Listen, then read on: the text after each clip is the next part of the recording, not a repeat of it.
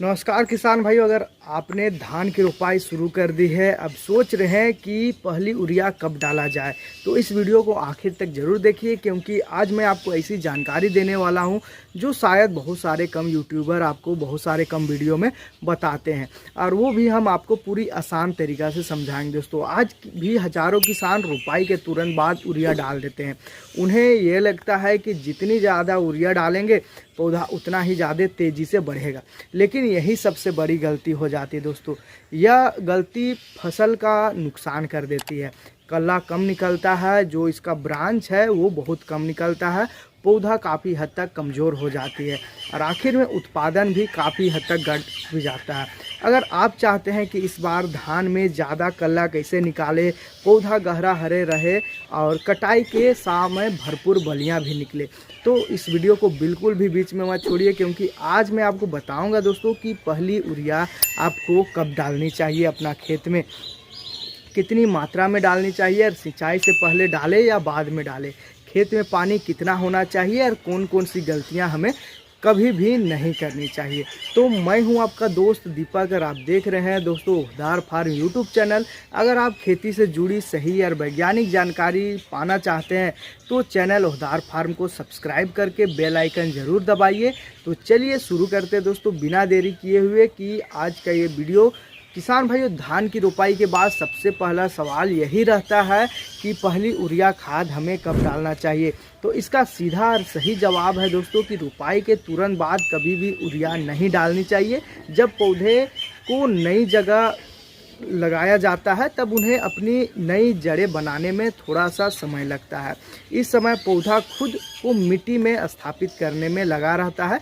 अगर इसी दौरान यूरिया डाल दिया जाए तो उसका पूरा फायदा पौधे को नहीं मिलता है। कई बार नाइट्रोजन की हानि भी हो जाती है। तब यूरिया तभी डालना चाहिए जब पौधे की नई जड़ें अच्छी तरीके से चल जाए और उसमें नया कला निकलना शुरू हो जाए। सामान्य क्या होता है दोस्तों कि सामान्य तौर पर यह समय रोपाई के 15 से 25 दिन के बाद आता है। यही पहली यूरिया डालने का सबसे अच्छा समय माना जाता है। अब सवाल आता है कि कितनी यूरिया हमें डालनी चाहिए। तो देखिए, अगर आप 1 एकड़ में धान की खेती कर रहे हैं तो पहली बार आपको लगभग 45 से 50 किलोग्राम के आसपास यूरिया पर्याप्त रहता है। हालांकि वह मात्रा आपकी मिट्टी की जांच, किस्म और पहले से डाले गए उर्वरकों पर निर्भर करता है। अगर आपने मिट्टी परीक्षण कराया है तो उसी के अनुसार उर्वरक आपको डालना चाहिए दोस्तों, जो सबसे अच्छा रहेगा। और एक बहुत ज़रूरी बात आप समझ लीजिए दोस्तों, कई किसान यूरिया खेत में ऐसे ही बिखेर देते हैं जबकि खेत सूखा रहता है। यह बहुत बड़ी गलती रहती है दोस्तों। कृषि विशेषज्ञ के अनुसार हम लोग बात करें तो यूरिया हमेशा तब डालनी चाहिए जब खेत में पर्याप्त नमी हो या हल्की सिंचाई के बाद जो मिट्टी है वो नम हो। इससे यूरिया मिट्टी में अच्छी तरीक़ा से घुल जाता है और पौधा का जो जड़ है वहाँ तक आसानी से पहुँच जाता है। अब एक सवाल हमेशा आता है कमेंट के माध्यम से, जो लगभग हर किसान भाई हमसे पूछता है कि यूरिया सिंचाई से पहले डाले या फिर सिंचाई के बाद डाले। तो देखिए, इसका जवाब जानना भी बहुत ज़्यादा ज़रूरी है, क्योंकि यही सबसे ज़्यादा गलती होती है। कृषि विशेषज्ञों के अनुसार या फिर और जानकारी के अनुसार हम लोग बात करें तो धान की फसल में यूरिया का उपयोग सिंचाई के बाद करनी चाहिए, जिससे सबसे अधिक फायदा मिलता है। जब खेत में हल्की नमी होती है या सिंचाई के बाद मिट्टी गीला रहता है या उसमें हल्की हल्की पानी रहता है, तब यूरिया पानी के साथ घुल करके जड़ तक पहुंचता है, जिससे पौधे नाइट्रोजन को अधिक प्रभावी ढंग से अवशोषित कर पाते हैं। लेकिन अगर सूखी मिट्टी में पहले यूरिया डाल दिया जाए और उसके बाद सिंचाई किया जाए तो इससे क्या होगा कि कुछ हिस्सा हवा में उड़ जाता है यूरिया का, जिससे नाइट्रोजन की हानि भी होती है और किसान की मेहनत और पैसा दोनों भी बर्बाद हो जाता है। और एक बात है दोस्तों कि यूरिया डालने से पहले खेत में खरपतवार बिल्कुल भी नहीं होनी चाहिए। अगर खेत में घास या खरपतवार ज़्यादा है तो सबसे पहले वही यूरिया का फ़ायदा उठाएंगे, यानी कि जो खरपतवार है, घास है, वो आपका यूरिया का फ़ायदा उठाएंगे। नतीजा यह होगा कि धान आपका कमज़ोर रह जाएगा और खरपतवार तेज़ी से बढ़ना चालू होगा। इससे पहले खरपतवार नियंत्रण करें, उसके बाद आपको यूरिया डालना है। अब बात करें दोस्तों पहली यूरिया के बाद आपको क्या क्या बदलाव दिखाई देता है।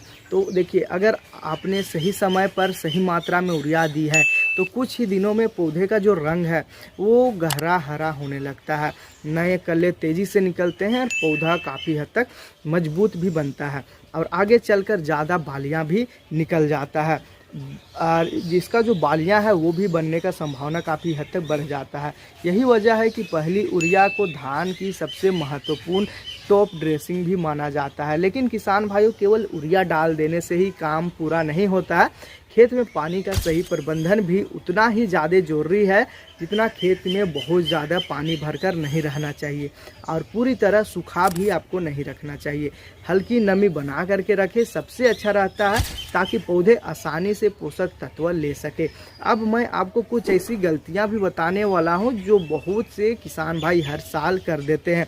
कुछ किसान रोपाई के 5 या 7 दिन बाद ही यूरिया डाल देते हैं।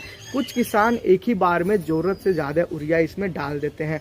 कुछ लोग सूखी मिट्टी में यूरिया बिखेर देते हैं और कुछ किसान खरपतवार हटाए बिना ही यूरिया डाल देते हैं। इन सभी गलतियों से उत्पादन पर सीधा असर पड़ता है। अगर आप इन गलतियों से बचेंगे और सही समय पर यूरिया देंगे दोस्तों, तो आपकी धान की फसल ज़्यादा मजबूत बनेगा, ज़्यादा कला निकलेगा और उत्पादन भी आपको बेहतर मिलेगा।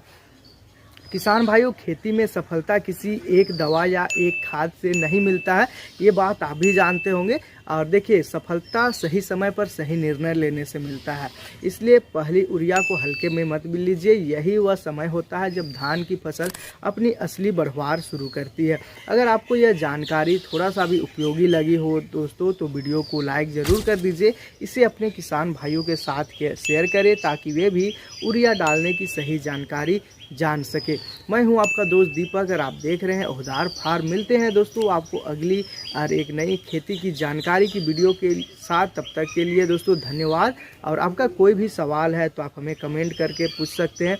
और ऐसे ही खेती से जुड़ी उपयोगी और अच्छी जानकारी पाने के लिए हमारे चैनल ओहदार फार्म को सब्सक्राइब ज़रूर कीजिए। और जो भी आपका सवाल है दोस्तों, जो भी आप सब्जी के बारे में डिटेल में वीडियो चाहते हैं, या सब्जी की खेती हो गया या कोई भी रोग दवा या कीड़ा के ऊपर आप चाहते हैं पूरा डिटेल में जानकारी, तो आप हमें कमेंट कीजिए। हम आपकी जो कमेंट के माध्यम से आपको जानकारी देने की कोशिश करेंगे या फिर वीडियो के माध्यम से आपको जानकारी देने की कोशिश करेंगे। तो मिलते हैं दोस्तों एक और नई और बेहतरीन वीडियो में। तब तक के लिए धन्यवाद।